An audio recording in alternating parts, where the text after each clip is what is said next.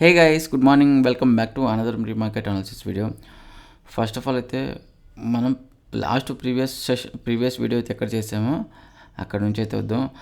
Last 2 days అయితే మాత్రం video అయితే చేయలేదు. నాకు ఇంటర్నెట్ ఇష్యూ అయితే అయింది. సో అందుకే వీడియో చేయలేకపోయాను. సో లాస్ట్ మన వీడియో ఎప్పుడు చేసామంటే జూలై 1st అయితే మనం లాస్ట్ వీడియో అయితే చేసాము. జూలై 1st రోజు అయితే దానికంటే ముందు రోజు నిఫ్టీలో కానివ్వండి, నిఫ్టీలో కొంత మూమెంట్ అయితే ఉంది. బ్యాంక్ నిఫ్టీ చూసినట్లయితే 28th రోజు మీన్స్ జూన్ 28th రోజు ఒక డౌన్ ట్రెండ్ అయితే అయింది.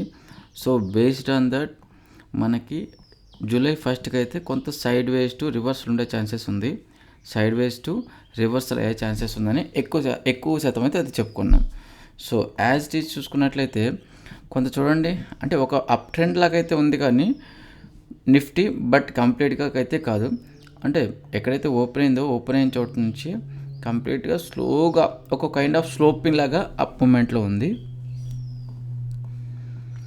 అండ్ సెకండ్కి చూసినట్లయితే సెకండ్కి కొంత గ్యాప్ అప్ ఓపెన్ అయింది. చూడండి, గ్యాప్ అప్ ఓపెన్ అయింది. గ్యాప్ అప్ ఓపెన్ అయ్యి ఫస్ట్ హాఫ్ అన్ అవర్లో అయితే మనకి డౌన్ అయింది. డౌన్లో ఉండి నెక్స్ట్ కంప్లీట్గా ఫ్లాట్. అండ్ నిన్న థర్డ్కి చూసినట్లయితే థర్డ్ రోజు సేమ్ మళ్ళీ గ్యాప్ అప్ ఓపెన్ అయింది. ఏదైతే గ్యాప్ అప్ ఓపెన్ అయిందో first candle red candle form అయిందా, డే మొత్తం కంప్లీట్గా ఇదే రేంజ్లో ఉండిపోయింది. అంటే ఏముంటుంది, ఏకదమ్. సో మనకైతే గ్యాప్ అప్ ఓపెన్ అయినా కానీ కంప్లీట్ ఏకదమ్ ఫ్లాట్ ఉంది. అండ్ ఒకసారి బ్యాంక్ నిఫ్టీ కూడా చూద్దాం. బ్యాంక్ నిఫ్టీ ఎలా ఉంది, తర్వాత వచ్చేసి ఈరోజు ఎలా ఉండబోతుంది అనేది ఒకసారి అయితే చూద్దాం. సేమ్ జూలై 1st డే కూడా సేమ్ కంప్లీట్ సైడ్ వైజ్ అయితే ఉంది బ్యాంక్ నిఫ్టీ కూడా. సేమ్ సిమిలర్గా నిఫ్టీ లాగానే అయితే గ్యాప్ అప్ ఓపెన్ అయింది, బట్ నిఫ్టీ ఎక్కువ డౌన్ అయింది సెకండ్ జూలైకి. బట్ అంత నిఫ్టీ అంత ఎక్కువ డౌన్ అవ్వలేదు, బ్యాంక్ నిఫ్టీ ఎక్కువ డౌన్ అయింది. చూడండి, ఇక్కడ ఇలా ఓపెన్ అయింది. సో చూడండి ఎంత డౌన్ అయింది, మళ్ళీ కొంచెం అప్ అయింది, మళ్ళీ డౌన్ అయింది. సో డేలో ఫ్లాట్గా వెళ్ళింది. ఇది జూలై 2nd.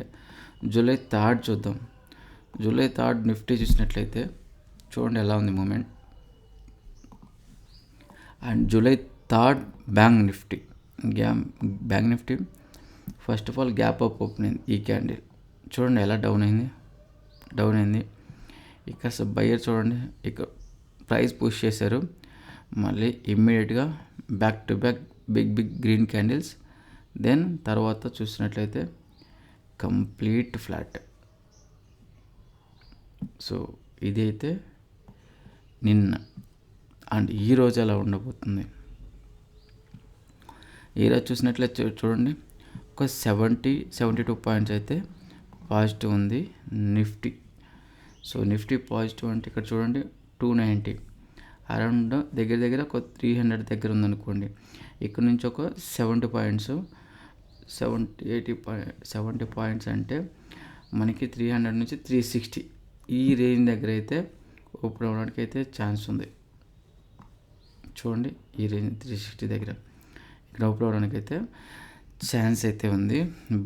బట్ దానికంటే ముందు మనకి డైలీ టైం ఫ్రేమ్ ఒకసారి చూద్దాం. ఎందుకంటే మార్కెట్ రీసెంట్ డేస్ చూసినట్లయితే పెరుగుతుంది, అప్ అవుతుంది, గ్యాప్ అప్ అవుతుంది. చూడండి ఎలా ఉంది కంప్లీట్గా మార్కెట్. గ్రీన్ క్యాండిల్ ఒక రెడ్ క్యాండిల్ అయింది, మళ్ళీ గ్రీన్ క్యాండిల్, మళ్ళీ రెడ్ క్యాండిల్, మళ్ళీ రెడ్ క్యాండిల్. సో ఓవరాల్గా ఏంటంటే అప్ మూమెంట్ అయితే ఉంది కానీ బట్ ఇది కంటిన్యూ అవుతుందా, ఇది కంటిన్యూ చేస్తున్నది చాలా important thing. So because of ఇంత అప్ అవుతుందంటే ఒక కరెక్షన్ వచ్చే ఛాన్సెస్ ఎక్కువగా ఉంది. ఆల్ టైమ్ హై అయితే ఒకసారి మార్క్ చేసుకుందాం.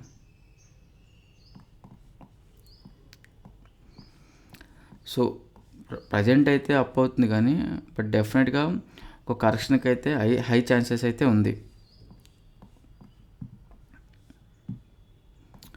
బట్ ఎప్పుడు అవుతుందో కరెక్షన్ అయితే చూడాలి. సో ఇలా వెళ్ళేసి డౌన్ మళ్ళీ అప్ సైడ్ వెళ్ళడానికి కూడా ఛాన్స్ ఉంది. ఇది లాంగర్ టైం ఫ్రేమ్లో చెప్తున్నాను. 5 minutes టైం ఫ్రేమ్లో మాట్లాడుకుందాం.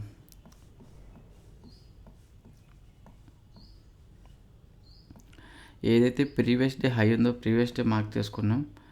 అండ్ డెఫినెట్గా ప్రీవియస్ డే హై దగ్గర ఓపెన్ అయ్యేది ఇక్కడ ఓపెన్ అవ్వడానికి అయితే ఛాన్స్ ఉంది కాబట్టి గ్యాప్ అప్.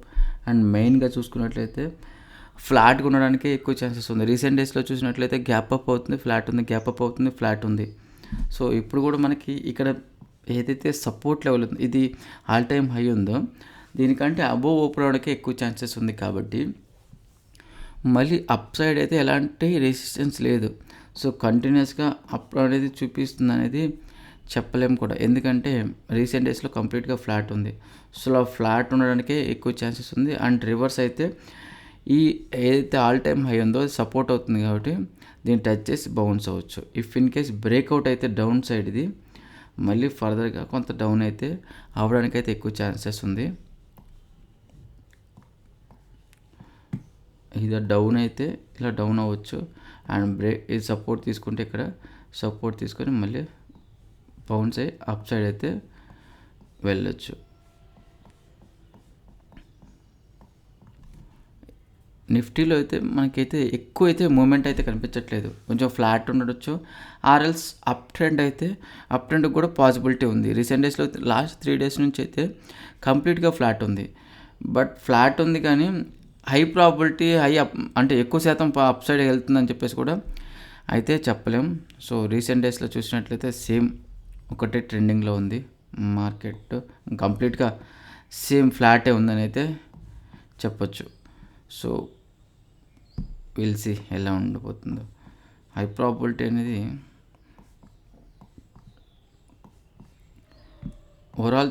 ఓవరాల్గా చూసినట్లయితే కొంత జిగ్జాగ్గానే ఉంది మార్కెట్ అనేది.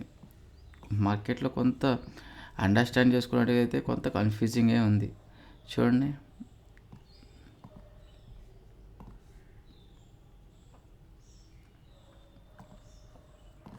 అండ్ బ్యాంక్ నిఫ్టీ చూసినట్లయితే బ్యాంక్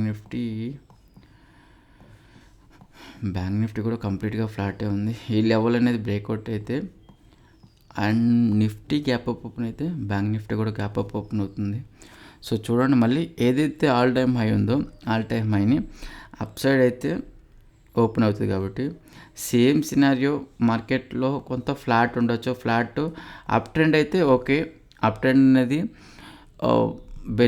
ఏమంటారు లక్కీగా వచ్చిందంటే హ్యాపీ.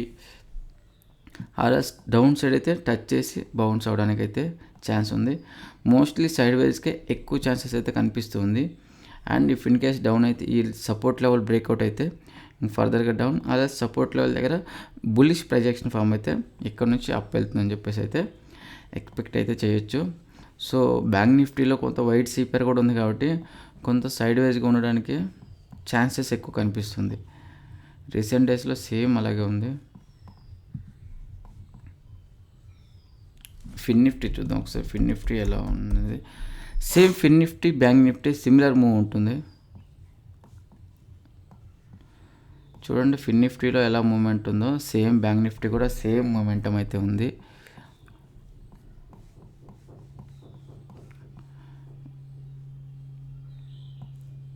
ఫిన్ నిఫ్టీ కూడా సేమ్ సినారియో. ఈరోజు ఓవరాల్ చూసినట్లయితే మార్కెట్లో ఈరోజు బ్యాంక్ నిఫ్టీ ఎక్స్పైరీ కూడా ఉంది కదా థర్స్డే కాబట్టి, బట్ ఓవరాల్గా మార్కెట్లో అయితే కొంత జిగ్జాగ్ మూమెంటం అయితే ఉంది, కొంత క్లారిటీ లేదు.